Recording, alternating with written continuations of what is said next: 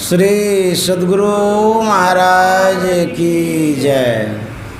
आपकी जो उपस्थिति है उस हिसाब से आवाज़ नहीं आई। आप लोग प्रसन्न मन से गुरु महाराज का जयकारा करिए। श्री सद्गुरु महाराज की, श्री सद्गुरु महाराज की जय। नमामि अमित ज्ञान रूपम कृपालम अगम बोध दाता सुबुद्धि निधि विशालम क्षमाशील यति धीर गंभीर ज्ञानम धर्म कील दृढ़ थीर समधीर ध्यानम जगत त्राणकारी अघारी उदारम भगत प्राण रूपम दया गुण अपारम नमो सद्गुरुं ज्ञान दाता सुस्वामी नमामि नमामि नमामि नमामि। श्री सद्गुरु महाराज की जय। परमाराध्य सद्गुरु महाराज गुरुदेव महर्षि संत सेवी परमहंस जी महाराज इस पवित्र मंच पर उपस्थित पूज्य महात्मा गण, इस पवित्र पंडाल में उपस्थित आसनसोल के प्रबुद्ध श्रोतागण, सत्संग प्रेमी महान भाव माता एवं बहनों, किसी भी कार्य का कारण होता है, बिना कारण का कोई कार्य नहीं होता है। आज जो इतने तादाद में आप लोग उपस्थित हैं, इसका भी कुछ न कुछ कारण है। कारण यही है, हमें ज्ञात कराया गया है कि आज हमारे जो नीरज बाबू हैं, नीरज सरावगी जी, उनकी माँ का पुण्य तिथि है, पुष्पा सरावगी। कुछ वर्ष पहले उनका देहावसान हो गया। उस प्रथम पुण्य तिथि पर मुझे आमंत्रित किया गया था, लेकिन मेरा भाग्य नहीं था, इसीलिए मैं नहीं आ पाया। इस बार पुष्पा माता की जो बहू है नैना सरावगी, उनकी श्रद्धा विशेष होने के कारण मैं उनके बातों को टाल न सका और आपके बीच में आया। मेरा सौभाग्य है, आप लोगों का मुझे दर्शन मिला और उनके बहू को बहुत बहुत धन्यवाद। यह एक संयोग है, जो सम्मेलन होता है, सम्मिलित होते हैं, हम एकत्रित हो पाते हैं। जब तक प्रभु की कृपा नहीं होगी तब तक आप एक दूसरे से मिल नहीं पाते हैं। गोस्वामी जी ने लिखा है, तुलसी या संसार में भांति भांति के लोग, सबसे हिल मिल के रहो नदिया नाव संजोग। जब नदी पार करते हैं तो नाव पर बहुत यात्री होते हैं, बहुत जगह के यात्री होते हैं। जितनी देर में पार होते हैं उतनी देर में कितनों की मित्रता हो जाती है। बातचीत होते होते एक दूसरे से जुड़ भी जाते हैं। जब पार हो जाते हैं, सभी यात्री अपने अपने गंतव्य की ओर चले जाते हैं। यह जो नाव पर संजोग मिला, दोबारा मिलेगा ये असंभव है, क्योंकि कितने कौन कहाँ जाएंगे इसका कोई ठिकाना नहीं है। सब अपने अपने घर को जाएंगे, अपने अपने ओर जाएंगे। किसी की मृत्यु हो जाएगी, उसी नाव पर एक साथ सब नहीं मिल सकते हैं। तो गोस्वामी जी कहते हैं, ये जो संसार है, ये जो समागम है, ये नदिया नाव संयोग है। कब कौन किन से बिछुड़ जाएंगे इसका कोई पता नहीं है। हमारी जो सांस चल रही है किस समय बंद हो जाएगी मुझे पता नहीं है। जो सांस बाहर हो गई वह हम ले सकेंगे कि नहीं ले सकेंगे, इसमें भी संशय है। जो सांस हम ले लिए हैं उसको हम बाहर कर सकेंगे कि नहीं कर सकेंगे, इसमें भी संशय है। जिस सूर्य का दर्शन हम आप कर चुके हैं, कल करेंगे कि नहीं करेंगे कोई ठिकाना नहीं है। यह जीवन इतना क्षणभंगुर है कि कभी भी यह समाप्त हो सकता है। पानी का सा बुलबुला यह तन ऐसा जान, पानी के बुलबुले के समान यह जिंदगी है। इस जीवन से क्या करना चाहिए? भगवान श्री राम कह रहे थे कि जो परलोक यहाँ सुख चाहूँ, सुनि मम बचन हृदय दृढ़ गाऊँ, सुलभ सुखद मार्ग यह भाई, भगति मोर पुराण श्रुति गाई। मनुष्य का जो शरीर मिला है, इस शरीर से सत्संग करना चाहिए, भगवत भजन करना चाहिए, संत के शरण में जाना चाहिए। इसीलिए यह शरीर मिला है। भगवान श्री राम कहते हैं कि यह जो शरीर है बड़े भाग्य से मिला है। बड़े भाग मानुष तन पावा, असुर दुर्लभ सब ग्रंथ ही गावा। देवताओं को भी यह दुर्लभ है। यह मनुष्य शरीर बार बार नहीं मिलेगा, इसीलिए कहते हैं भगवत भजन करना चाहिए। आज तक जो इस संसार में आए कोई नहीं रह पाए। रावण इस संसार से चला गया। कितने बलशाली थे वो, शक्तिशाली थे, उनके पास बहुत वैभव था, धन था, फिर भी नहीं रह पाया। हम लोग किस खेत के मूली हैं? हम लोग भी एक दिन चले जाएंगे, यह संसार छूट जाएगा। तो जब छूटेगा उस समय क्या होगा? जा दिन मन पंछी उड़ जई हैं, ता दिन तेरे तन तरवर के, सबे पात झर जई हैं। जा दिन मन पंछी उड़ जई हैं। जिस दिन मन रूपी पंछी उड़ जाएगा, इसकी क्या दशा होगी, क्या दिशा होगी, विचारे हैं। संत सूरदास जी महाराज कहते हैं, जैसे वृक्ष कट जाने पर पतझड़ हो जाता है, शोभाहीन हो जाता है, देखने में अच्छा नहीं लगता है, उसी तरह से जब शरीर छूट जाएगा, शोभाहीन हो जाएंगे, कोई पूछेगा नहीं। यहाँ तक स्थिति होगी, घर के कहत सवेरे काढ़ो, भूत हो ये घर खइए। घर परिवार वाले कहेंगे जल्दी घर से बाहर करो। क्या रिलेशन है, क्या संबंध है, जिनके साथ जीवन पर्यंत रहे, निभाए, खाए पिए, हास परिहास किए, चाय पानी किए, वही परिवार वाला कहता है जल्दी घर से बाहर करो। जब तक सांस है तब तक आस है, जैसे ही सांस निकल जाएगी सब फूस फास हो जाएगा। इसीलिए सांस सांस में नाम सुमर ले, अवधि घटे तन की, जगत में खबर नहीं पल की। इस जीवन का ठिकाना नहीं है।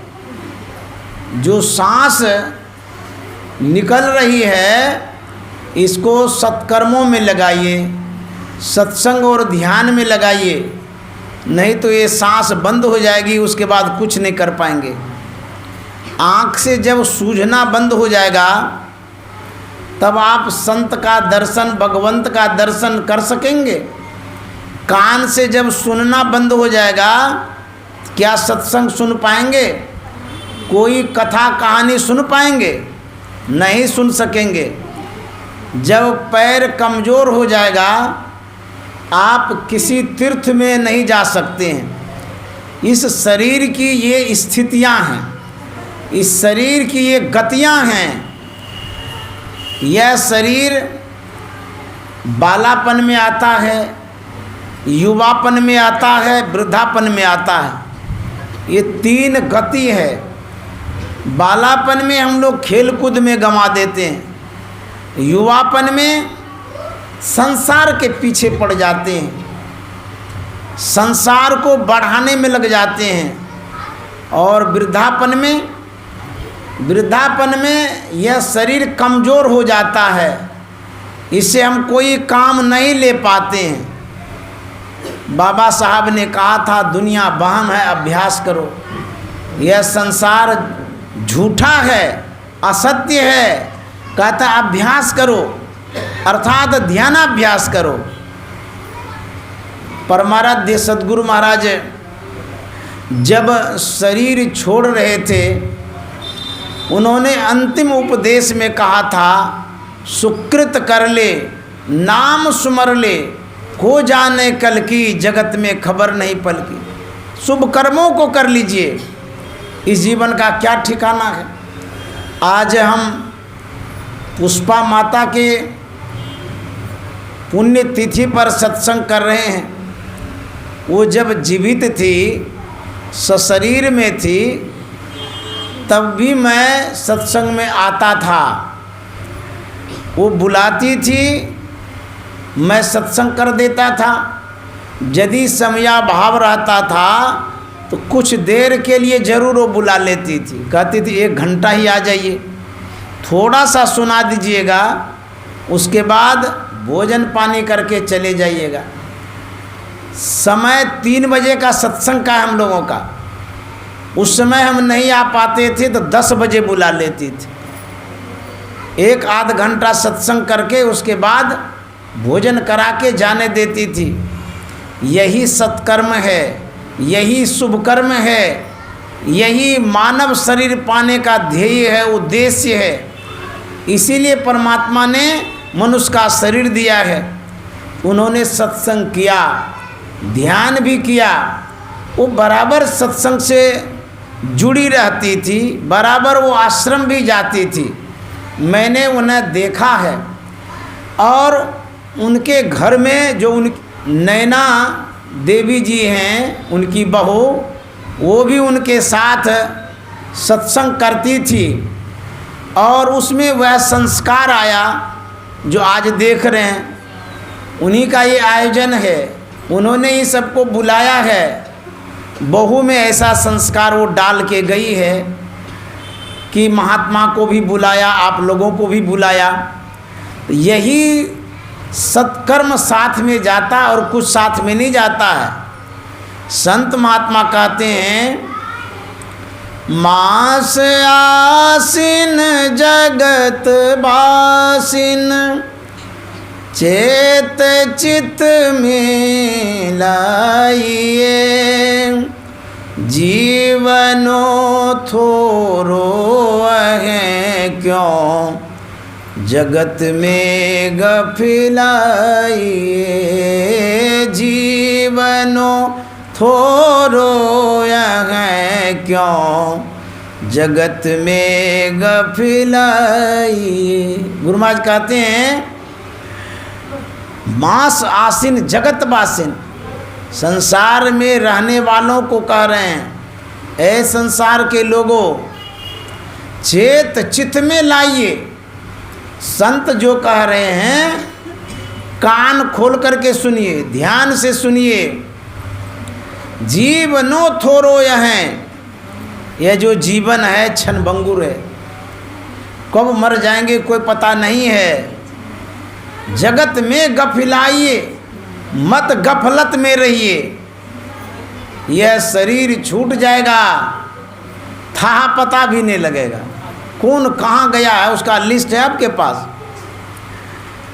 लोग सब जब श्राद्ध करते हैं तो पंडित जी पूछा करते हैं आपके पूर्वज का क्या नाम है।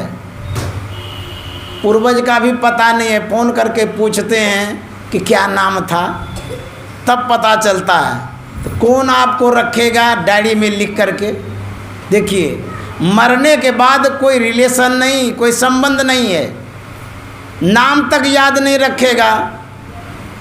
जब तक आप जिंदा हैं तब तक आपकी पूंछ है, मान सम्मान है, जिस दिन शरीर छूट जाएगा कोई नहीं पूछेगा। इसलिए सांस सांस में नाम सुमर ले अवधि घटे तन की। गुरु महाराज ने कहा है, क्या सोबत गफलत के मारे, जाग जाग मन मेरे, अंत काल संगी नहीं को, संग न चल को तेरे। क्या सोबत गफलत के मारे, जाग जाग मन मेरे। गुरु महाराज कहते हैं, अरे मन, गफलत में क्यों पड़े हुए हो, जागो उठो।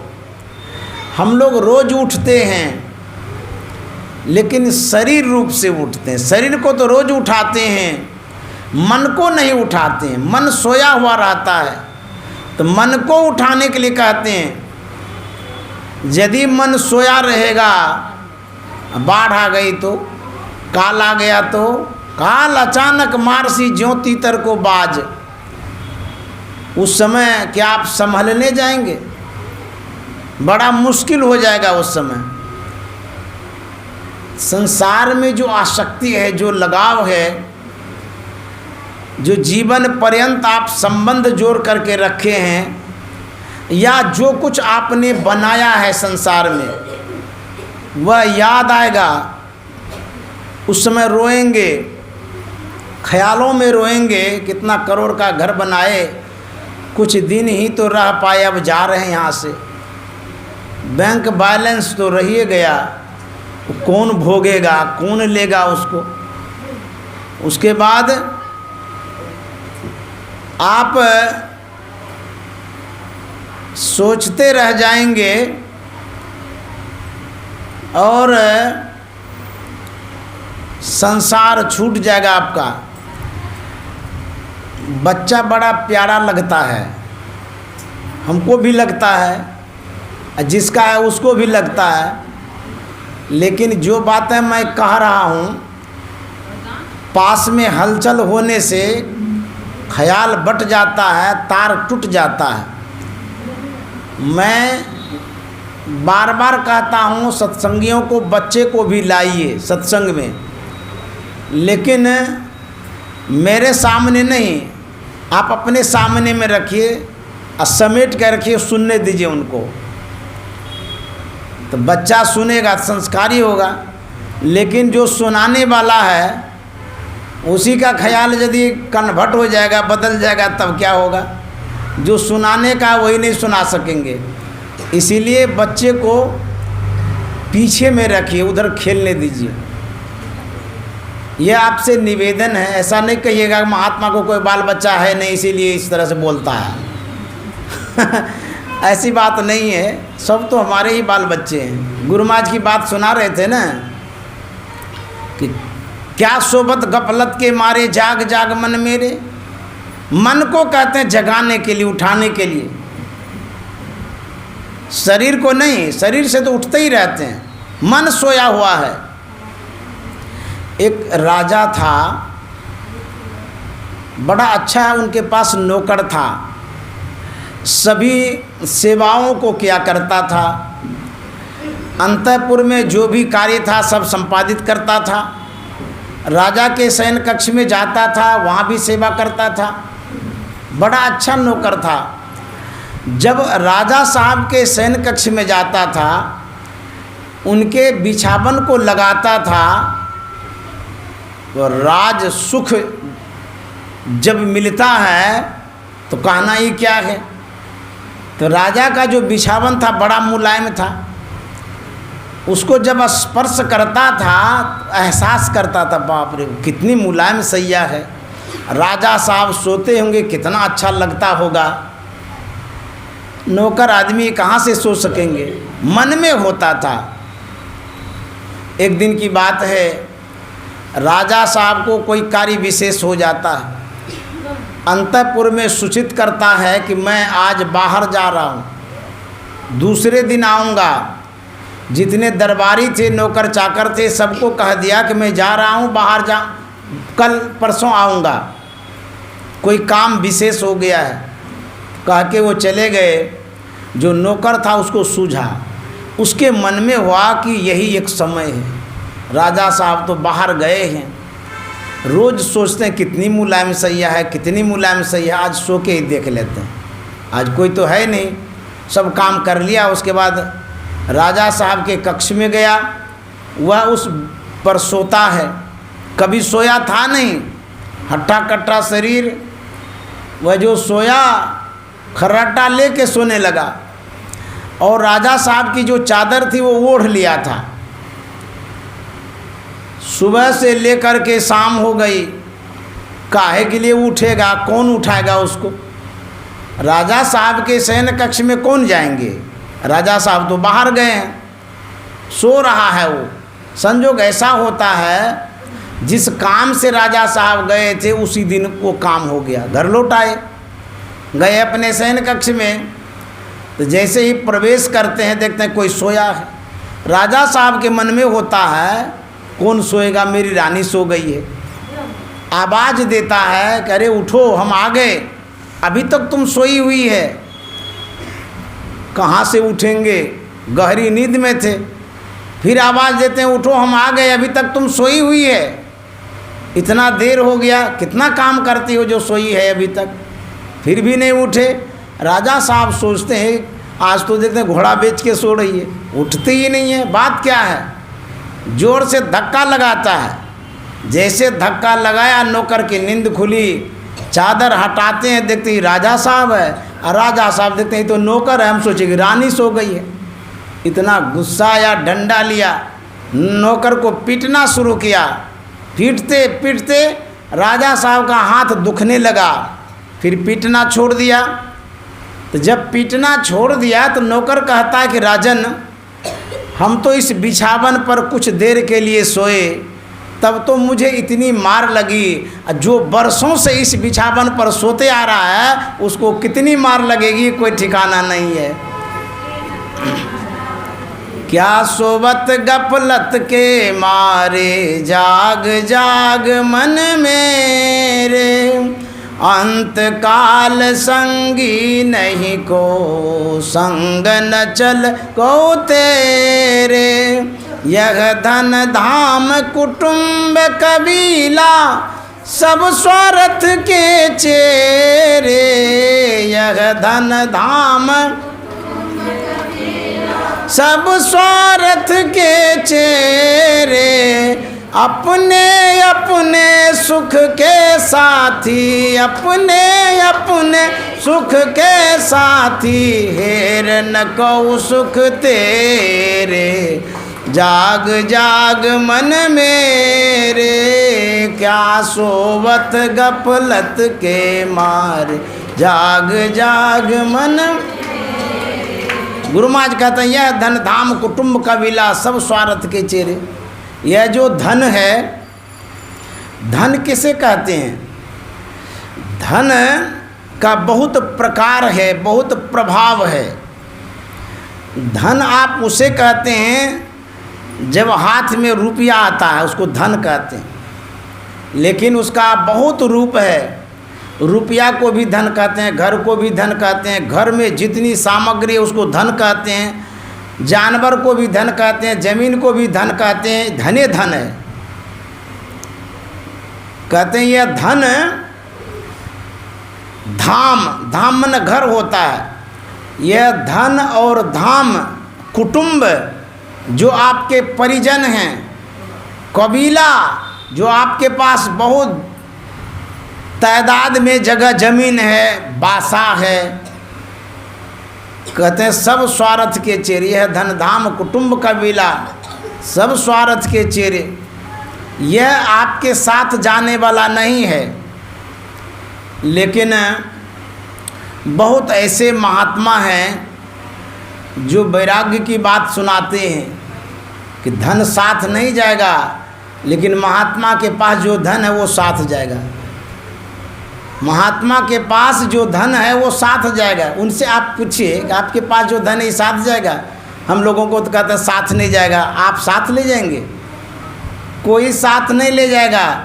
लेकिन जिसने जमा किया है, जितने दिनों तक आप उपभोग कर सकते हैं कर लीजिए, उसके बाद आपके साथ नहीं जाएगा, किसी के साथ नहीं गया है।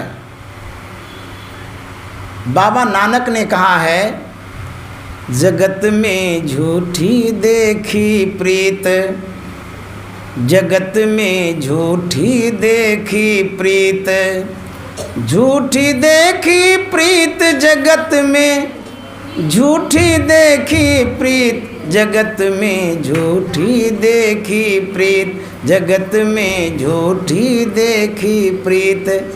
प्रीत में ना प्यार होता है, प्रेम होता है, स्नेह होता है, आसक्ति होती है।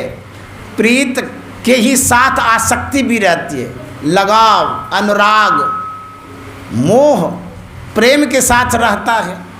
कहते हैं जो प्रेम संसार का है, संसार के संपत्ति में जो प्रेम है सब झूठे है। तो लोग कहेंगे तो महात्मा का काम है झूठे झूठे बताते रहते हैं, सब तो सच्चे है। हमारे पास रुपया है ये झूठे कैसे, इतना बैंक बैलेंस है झूठे कैसे, घर भी है ये झूठे कैसे, इतना बाल बच्चा आगे पीछे घूमता रहता है झूठे कैसे, सब तो सच्चे है। महात्मा लोग झूठे झूठे कहते रहते हैं। तो कहते हैं यह जो कुछ आप देखते हैं सब माया है, छूटने वाला है। यदि सांच है तो आपके साथ क्यों नहीं जाता है, छूटता क्यों है, छोड़ क्यों देते हैं? कुछ दिन के लिए सच्चा है, उसके बाद सब कच्चा है, समझ गए? कहते सब झूठा है। जो प्रेम है लोग जताते हैं, बताते हैं, कहते हैं हम आपके साथ जीवन भर रहेंगे। यहाँ तक सुनते हैं विवाह शादी में कहा जाता है 7 जन्म तक निभाएंगे। बड़ा गजब बात है भाई। एक लड़की है सत्संगिनी है, शादी का है, वो ध्यान करती है। एक लड़का है जिसके साथ उसका विवाह हुआ है, वो शराबी है, गुंडा है, अच्छा काम नहीं करता है। तो लड़की 7 जन्म तक लड़की के पीछे रहेगा कि वो मोक्ष भी प्राप्त करेगी। अरे जब वो मोक्ष प्राप्त करेगी तो लड़का को कहाँ से पीछे पीछे ले जाएगा मोक्ष तक? कहता 7 जन्म तक निभाएंगे। ये सब झूठे बोलता है, एक को जन्म नहीं निभाता है, 7 जन्म तो बहुत दिन हो गया। कहते हैं ये सब जो है सब झूठा है। जगत में झूठी देखी प्रीत, जगत में झूठी देखी प्रीत, अपने ही सुख सौ सब लागे, अपने ही सुख सौ सब लागे, क्या दारा क्या मीत, जगत में झूठी देखी प्रीत, जगत में झूठी देखी प्रीत। आप लोग कहेंगे तो झूठे झूठे कह दिए, कैसे हम विश्वास करेंगे? एक कथा के माध्यम से बतलाते हैं कि संसार में झूठा कैसा प्रेम है। एक महात्मा था, किसी गांव होकर के गुजर रहा था, एक युवक पर नज़र पड़ी। महात्मा युवक को अपने करीब में बुलाया, हाल समाचार पूछने लगा, उसके विषय में जानने लगा। महात्मा ने कहा कि तुम्हारे घर में कौन सब है? युवक ने कहा मेरी पत्नी है, माँ है, पिता है, छोटे परिवार के हम हैं। महात्मा ने कहा उसका भरण पोषण कौन करता है? बोले उस घर में तो मैं ही कमाता हूँ, मैं ही भरण पोषण करता हूँ और दूसरा तो कोई कमाने वाला है नहीं, तो बूढ़ा बूढ़ी है, एक हमारी पत्नी है। बोले वाह बहुत अच्छा तुम करते हो। महात्मा ने कहा जो तुम कमाते हो सब घर परिवार में ही लगाते हो। बोले हाँ तो कहाँ लगाएंगे, वही हमारा परिवार है उसी में लगाते हैं। बोले बहुत अच्छा करते हो। जरा ये बतलाओ जिसके लिए तुम इतना परिश्रम करते हो, मेहनत करते हो, कमा के लाते हो, उनको खिलाते हो, पिलाते हो, परवरिश करते हो, क्या वक्त ऐसा कभी आएगा तुम्हारे लिए वो करेगा? बोले वाह गजब की बात आप करते हैं, क्यों नहीं करेगा? जिसके लिए हम करते हैं वो मेरे लिए क्यों नहीं करेगा? तो महात्मा ने कहा कि ऐसा भी होता है जिनके लिए आप जी जान लगा देते हैं, वक्त ऐसा फिरता है वो मुंह से ताकना भी नहीं चाहता। आप उस समय कहते हैं बेकार हो गया इतना करना, खून पसीना एक कर दिए थे, जान देने के लिए तैयार थे, वो दोस्त आज दुश्मन बन गया है। बोले महाराज ये किसी की बात होगी, लेकिन मेरे घर में ऐसी बात नहीं है। होता होगा संसार में, मान सकता हूँ, लेकिन मेरे घर में जो भी सदस्य है मेरे लिए जान देने के लिए तैयार हो जाता है। महात्मा ने कहा तुम तो कहते हो जान देने के लिए तैयार हो जाता है, अपवाद भी तो है संसार में। परिवार वाला भी पीछे मुड़ जाता है। मैं समाचारों को पढ़ता हूँ, सुनता भी हूँ, उसमें सुन रहा था, इधर की बात है, एक बेटा अपने बाप को मार मार करके घर से बाहर कर रहा था, कपड़ा भी फाड़ दिया, बेघर कर दिया, इतना मारा कि बाप बेसुध हो गया। ये भी तो होता है संसार में। बोले हाँ होता होगा किसी के घर में, लेकिन मेरे घर में ऐसी बात नहीं है। महात्मा ने कहा मेरी मानो, एक परीक्षा ले लो और यह पता लगाओ कि तुम्हारा अपना है या नहीं है। बोले परीक्षा में क्या करना होगा? तो महात्मा ने कहा मैं एक युक्ति बता दूंगा, वो तुम अभ्यास करना, उस दिन पता चल जाएगा कि तुम्हारा अपना कौन है। कहा और कुछ तो नहीं होगा? बोले कुछ नहीं होगा, प्राण स्पंद बंद हो जाएगा, तुमको पता रहेगा, मरेगा नहीं, लेकिन मैं आ जाऊंगा तुमको बताने के लिए कि तुम्हारा अपना कौन है। बोले बता दीजिए। महात्मा ने युक्ति बता दी और वह लड़का महात्मा से युक्ति लेकर के घर गया, अभ्यास करने लगा, ध्यानाभ्यास करने लगा। करते करते करते प्राणस्पंद बंद हो गया। उस दिन उनकी पत्नी भोजन बना रही थी, भोजन बन चुका था, लड़का लुढ़क गया। तो पत्नी देखती है कि हमारा जो पति है वो तो गिर गया, स्पर्श करती है, देह हाथ छूती है, देखते गर्मी भी कम है और लुढ़क गया है, धड़कन भी कम हो गया है। उनको मन में यह विश्वास हो गया है कि हमारे पतिदेव मर गए हैं। अब वो बेचारी सोचती है अभी तो दिन ही है, मर तो गया ही है, अब लाश कब उठेगी नहीं उठेगी पता नहीं, भोजन भी नहीं किए हैं, भोजन तो बना हुआ ही है, खा लेते हैं और तब जाकर के हल्ला करेंगे। कोई ऐसा करते होंगे, एक कथा जो है कहानी बनी है तो हुआ होगा ऐसा, लेकिन सब माताएं लोग ऐसा नहीं करती है। वह पहले भोजन कर लेती है भरपेट, सोचिए कि आज तो लाश नहीं है उठेगी, कल उठेगी, तब तक तो बीच में खाना पीना होगा नहीं, रोना धोना होगा। भरपेट भोजन कर ली, बर्तन बासन सहेज के रख दी, उसके बाद वो चिल्लाना शुरू किया। तो आसपास के लोग आ गए, उनके माँ बाप सब आ गए। बोले क्या हो गया क्या हो गया? वो लड़की कहती है पता नहीं क्या हो गया, तो मर गया, हमको भी पता नहीं। सब रोने लगे, गांव समाज के भी आदमी आ गए। बोले जवान लड़का, पता नहीं क्या हो गया, कैसे मर गया। महात्मा को पता चल गया, वो अंतर्यामी थे, वो चले। आते आते उनके घर पर आए, भीड़ को चीड़ कर वो आगे बढ़ा, वहाँ गया जहाँ लड़का लुढ़का हुआ था। महात्मा ने पूछा कि ये कैसे हो गया? वो सब कहते हैं कि पता नहीं कैसे हो गया, अचानक मृत्यु हो गई। उनकी माँ कहती है कि मेरा यही एक सहारा था, यही कमाता था, खिलाता था। उनके पिता ने कहा मेरा ये सहारा लुट गया, मिट गया, अब हम लोग बर्बाद हो गए, एक ही लड़का था, यही खिलाता पिलाता था। उनकी पत्नी भी अपनी व्यथा सुना रही है। महात्मा ने कहा बड़ी दुखद बात है, बड़ा संकट आ गया आपके घर में। महात्मा ने कहा तुम लोग रो नहीं, हम इस लड़के को जिला देंगे। जैसे कहा जिला देंगे, सब पैर पकड़ लिया। बोले महाराज आप तो भगवान हैं, परमात्मा हैं, आप भगवान के दूत हैं, जिला दीजिए, जीवन भर नाम लेंगे।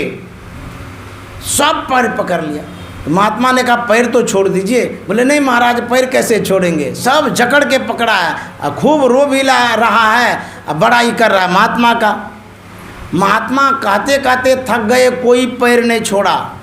उसके बाद महात्मा क्या करता है, कमंडल में जल था, उसको कोवे में लिया और उस जल को सबके सामने अभिमंत्रित कर दिया, फूंक दिया, उसमें फूंक दिया। उसके बाद महात्मा ने कहा सुनो, लड़का का जो निजी परिवार है, माँ बाप या पत्नी, कोई में से एक आदमी इस जल को पी लीजिए, लड़का जी जाएगा। सब हाथ बटा दिया, हमको दीजिए, हमको दीजिए, हमको दीजिए। बोले सुनो तो सही, पहले सुन लो। तो महात्मा कहता है इस जल को जो पिएंगे वो तो मर जाएंगे, लड़का जिंदा हो जाएगा। ये सुन करके सब पीछे घसक गया। बोले गजब का महात्मा, ये लफड़ा लगा दिया मरने वाला। अब रोना भी बंद हो गया। अब काहे के लिए चूं शब्द बोलेगा कोई, सब पीछे घसक गया, कुछ भी नहीं बोल रहा है। महात्मा बोले कि पी लीजिए आप लोग। बोले नहीं महाराज, हम लोग कैसे पिएंगे, मर जाएंगे जो। उसकी माँ को कहा आप पी लीजिए, आपका बेटा है। बोले नहीं नहीं, हम मरना नहीं चाहते। बोले बूढ़ी हो गई, अब जी के क्या करेंगे। बोले नहीं नहीं, तब भी हम मरना नहीं चाहते हैं। बोले अरे आपका बेटा है, जवान लड़का है, वो जिंदा रहेगा संसार में, अभी काम करेगा। बोले नहीं बाबा, हम नहीं मरना चाहते, हमको डर लगता है मरने से। उसके पिता को कहा कि आपने तो संसार देख लिया, अब तो आप मर जाइए बेटा के लिए। बोले नहीं, हम भी नहीं मरना चाहते हैं। और वो लड़का सब सुन रहा है। उसके पत्नी को कहा कि आप तो धर्म पत्नी हैं, आप पानी पी लीजिए, आप मर जाइए, इतना तो आप काम कर जाइए, सती बन जाइए। वो लड़की कहते ना, हम सती पति नहीं बनेंगे, हमको नहीं पीना है पानी। क्या ठिकाना, क्या होगा नहीं होगा, ये क्या लफड़ा लगा दिया आप तो पहले बोले जिंदा कर देंगे, आप फिर कहते हैं कि जो पानी पिएगा वही मर जाएगा, हम लोगों को नहीं पीना है।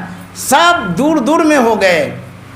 महात्मा ने देखा सब पीछे घसक गए, तब कहता है अच्छा हम ही पी लेते हैं। सब फिर पैर पकड़ लिया, महाराज आप तो पुण्यात्मा है, धर्मात्मा है, महान आत्मा है, आपका तो संसार में इसीलिए जन्म हुआ है। अरे आपके आगे नाथ ना पीछे पगा है, आप मर जाएंगे तो क्या होगा।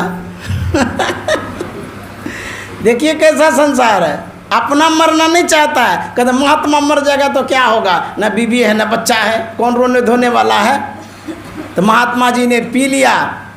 उसके बाद कहता है बाबू उठो। तो लड़का उठ गया। उसके बाद बोला आप बताओ, तू तो कहता हम खिलाते हैं पिलाते हैं, जान देने के लिए तैयार हो जाएगा, तो आज क्या हुआ। बोले नहीं महाराज, आप ठीक ही कहते हैं, ये संसार सब स्वार्थ का है, कोई अपना नहीं है, आप ही अपना है। वह लड़का महात्मा के पीछे चला गया, अपने जीवन को धन्य किया। वही नानक साहब कहते हैं जगत में झूठी देखी प्रीत, जगत में झूठी देखी प्रीत, अपने ही सुख सौ सब लागे, अपने ही सुख सौ सब लागे, क्या दारा क्या मीत, जगत में झूठी देखी प्रीत, जगत में झूठी। और नानक साहब क्या कहते हैं, मेरो मेरो सब कहत हैं, हित सो बांधो चित, मेरो मेरो सब कहत हैं, हित सो बांधो चित। ये मेरा है, ये तेरा है, ये घनेरा है, ये जेड़ा है, ये डेढ़ा है, ये फेरा है। कहते नहीं ये मेरा है। तो बाबा नानक साहब कहते बेटा है, ये बेटी है, ये पति है, ये पत्नी है, ये संसार है, सब कहते मेरा है मेरा है। लेकिन ऐसा वक्त आता है सब फेरा हो जाता है। मेरो मेरो सब कहत हित सो बांधो चित, अंत काल संगी नहीं को, अंत काल संगी नहीं को, यह अचरज की रीत, जगत में झूठी देखी प्रीत, जगत में झूठी देखी प्रीत। रीत माना रिवाज, परंपरा, जो आप इस पारिवारिक जीवन में बनाए हुए हैं, ये बेटा है, ये बेटी है, इसको रीत कहते हैं, रिवाज। तो नानक साहब कहते हैं ये कौन सा रिवाज है भाई, सब दिन तो कह दिए मेरा मेरा है, लेकिन मरने के समय सब दूर भाग जाते हैं, ये कौन सा फेड़ा है। तो नानक साहब कहते हैं ये जो प्यार प्रेम है ये कुछ दिन के लिए है, सब दिन के लिए नहीं है। इसीलिए किसी से काम लेना हो प्यार से काम ले लो, समझ गए, अपना काम बना लो, उसके बाद वो अपना आपका नहीं है तो ठुकराओ भी नहीं, लेकिन अनासक्त रहो, अलग रहो, समझ गए। तुलसीदास जी महाराज ने बड़ा अच्छा कहा है, उस बात को गांठ बांध लीजिए जो मैं कह रहा हूँ।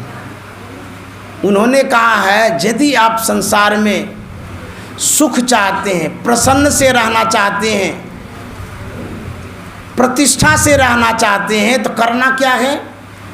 तुलसीदास जी महाराज कहते हैं, तुलसी मीठे बचन सौ सुख उपजत चहुँ ओर, वशीकरण यह मंत्र है तज दे बचन कठोर। ये मंत्र बतला रहे हैं, बस करने का मंत्र बतला रहे हैं। यदि आपका काम पैसा से, परिश्रम से नहीं हो रहा है तो प्रेम से होगा। तो प्रेम कैसे होगा? कहता मीठे वचन से। मधुर वचन है औषधि, कटुक वचन है तीर, श्रवण द्वार भय संचरे, घाले सकल शरीर। गुरु महाराज कहते हैं, सत्य सुहाता वचन कहिए, चोरी तज दीजिए, तजिए नशा हिंसा बेविचार नहीं कीजिए। गुरुदेव महर्षि संत सेवी जी महाराज ने कहा, वचन हो सत्य प्रिय मधुरम और जीवन स्वावलंबी हो। इस तरह का यदि वचन है आपके पास तो कहते हैं सब संसार आपका है। हथौड़ा ने चाबी से कहा, अरे चाबी तू तो पतली है, छोटी है, कम लोहा है तुम्हारे अंदर में, मैं तो मोटा तगड़ा हूँ, मैं किसी ताले को नहीं खोल पाता हूँ, लेकिन तुम इतनी दुबली पतली होकर के बड़े से बड़े ताले को कैसे खोल पाती हो? चाबी ने कहा था कि ए हथौड़ा, मैं ताले के अंतःकरण में प्रवेश करती हूँ, भीतर प्रवेश करती हूँ, निवेदन करती हूँ, प्यार से कहती हूँ, कोई भी ताला खुल जाता है, लेकिन तुम प्यार से नहीं प्रहार से खोलना चाहती हो। मैं प्रेम से खोलना चाहती हूँ, खुल जाता है, और तुम प्रेम से नहीं कठोरता पूर्वक खोलना चाहती हो।